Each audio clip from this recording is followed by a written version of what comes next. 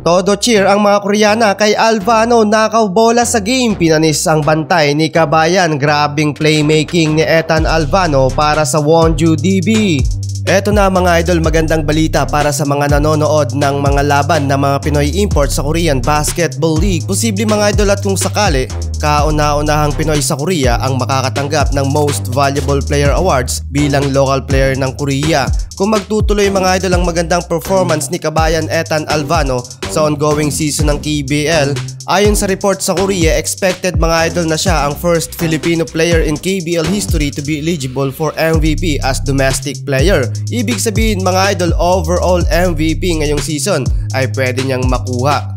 Opening ng first quarter, Alvano in sa first 5 ng DB at hindi yan mga idol nagmimintes. Laban nga pala ito mga idol ng rank 1 na DB at rank 3 na KT sa liga. Good start mga idol para kay Ethan Alvano, malakruko na pasa. Bilis ng pangyari mga idol, unang puntos ni Alvano. Highly contested mga idol itong floating jump shot ni Kabayan. In transition mga idol, Alvano to steal the ball para maging 3 ang lamang ng talaan sa score ng home team sa kalaban. Alvano for the first time ng game, iwan ang bantay at natirahan ng 3. One of 2 3-pointer na mga idol si Kabayan. Parang magnet si Alvano, 2 bantay ang baited. 27-24 and the first quarter. Opening ng second quarter, may pabaon na 2 points mid-range shot sa Wonju DB si Kabayan under 7 minutes ng quarter bago pinagpahinga muna si Ethan Alvano. Lamang ng 8 points ang home team sa game. Halos 1 minuto lang mga idol nagpahinga si Kabayan at agad nag-baseline drive. Pilit mga idol ang play nito at muntik nang masupalpal si Kabayan. Pero binawian agad ni Alvano ng floating jump shot ang kalaban para maibalik sa 8 points ang lead ng Wonju DB. Pero nakapag-mini run mga idol ng Sonic Boom para maibaba sa 4 points ang lead ng DB. At nawalan yata ng lakas si Kabayan at nagmintis pa. Last 14 seconds na mga idol nang makapagpahinga si Alvano na may 9 points, 1 rebound, 3 assist, and 2 steal.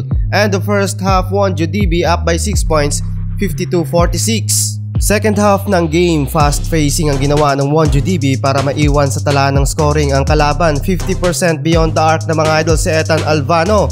2 of 2 mga idol ang pinasok sa 3. Todo cheer kay Kabayan ng mga Koreana dahil sa solid na performance niya sa game. Palong-palo na mga idol si Ethan, mas lalong ginaganahan si Kabayan sa game dahil tambak malala ang kalaban. Under 3 minutes ng quarter, nakasabit ng foul si Ethan.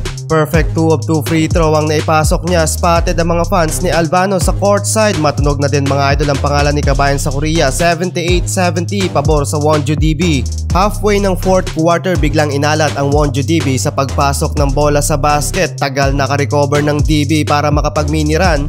Halos magwala na ang coach ng DB at Sonic Boom sa intense ng laban. Pero pinahirapan ni Alvano ang kalaban at nagbigay ng matinding pressure. Final score mga idol, 94-86 in favor sa Wonju DB. Ethan Alvano with 18 points, 3 rebounds, 9 assists and 4 steal.